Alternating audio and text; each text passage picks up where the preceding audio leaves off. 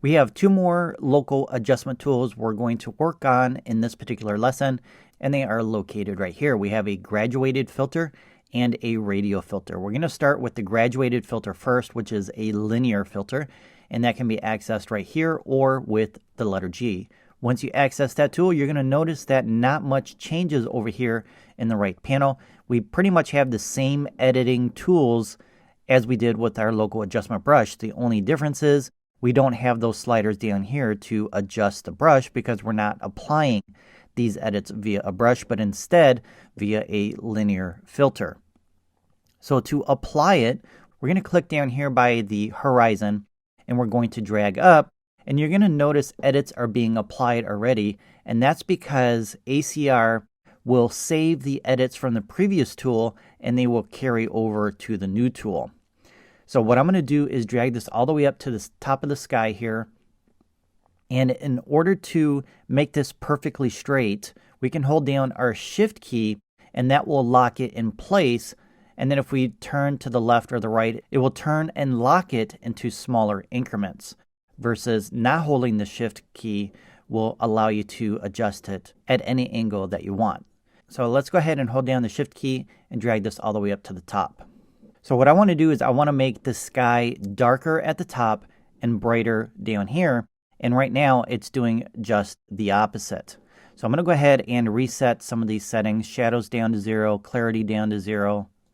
And I just want to work with my exposure. I'm going to make this -2. But how do we make it darker up here versus darker down here?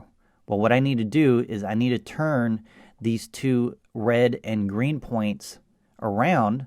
So I'm going to flip them around. I'm going to hold down my Shift key, and then I'm going to drag this one back up by clicking and dragging up while holding down my Shift key. And now it's darker up here and it's brighter down here. So we can go as dark as we want, or we can do just the opposite. We can make it brighter, but that's not going to look good. So let's go ahead and make it -0.8, and then we can make any other adjustments that we want for this particular filter.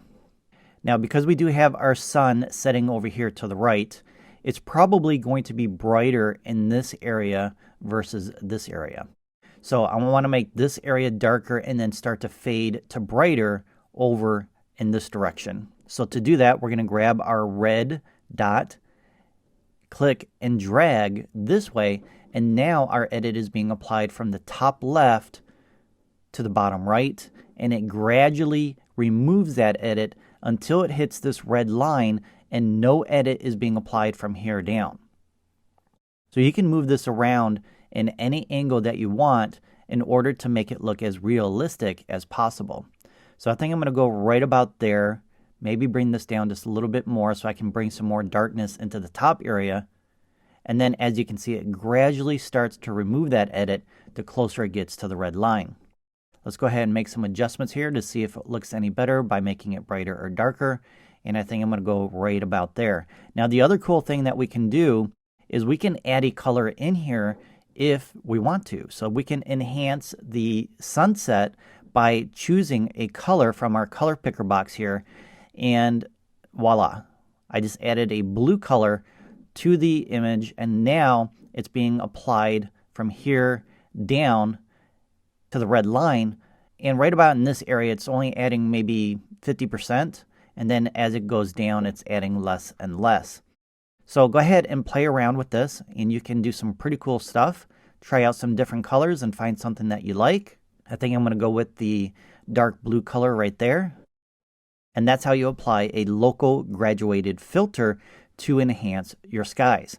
Now let me give you one more quick tip, and we're going to go ahead and do something else to enhance our image a little bit. I'm going to go ahead and click on New so I can create a new graduated filter. I'm going to go ahead and remove the color altogether because I don't want to add a color to this one. This time I'm going to click on the horizon, drag down, hold down my Shift key, and what I want to do is make this area just a little bit darker as well. Actually, let's go ahead and delete that. We're going to start from the bottom up so we don't have to flip that filter around like we did previously. So I'm going to make this area just a little bit darker, but I'm also going to adjust the clarity to -100 and the sharpness to -100. So this kind of gives it a depth of field effect where you're using a fast lens and it blurs out part of the image. So down here you can see this part of the water is being blurred out, but the closer we get to the top of the horizon, less of it is being blurred out. So this just gives you another tool for creating that depth of field if you weren't able to do it in the field with the particular lens that you were using. So at the time, I did shoot this with a slower lens, which was, I believe, an f4, and I couldn't get that depth of field type of effect that I wanted for this particular image. So this is one workaround when you don't have a particular lens in your bag, or maybe you don't have the budget for something that's much faster. So this is one way to overcome that. All right, so go ahead and play around with your graduated filters. If you want, go ahead and apply a filter up here on the top to make your sky darker, change the color of the sky, and add some depth of field as well. Let me go ahead and show you real quick the radial filter, which is this one located right here, and this can be accessed with your keyboard shortcut, which is the letter J. And it basically works the same as the graduated filter, except instead of linear, it's radial. So what we can do here is we can apply a filter kind of like a spotlight type effect. I'm going to go ahead and reset clarity and sharpness, and I'm going to make the exposure darker. So now we kind of have a custom vignette around our couple, and I sometimes like to refer it to like a spotlight. It's kind of like putting a spotlight just on the couple. Now we can increase the feather of this filter to make the edge harder. If we turn off the overlay, we can better see it, or softer. I prefer the softer in most cases because it tends to blend in a lot better, and we can always move this filter by clicking on the red dot and moving it into location. Sometimes I might use the clarity and the sharpness tools as well to blur out parts of the image to help bring the focus back into our couple. All right, so that's it for our radial and graduated filters. In the next lesson, I just want to retouch on another tool that we talked about in a previous lesson, which is our targeted adjustment tool.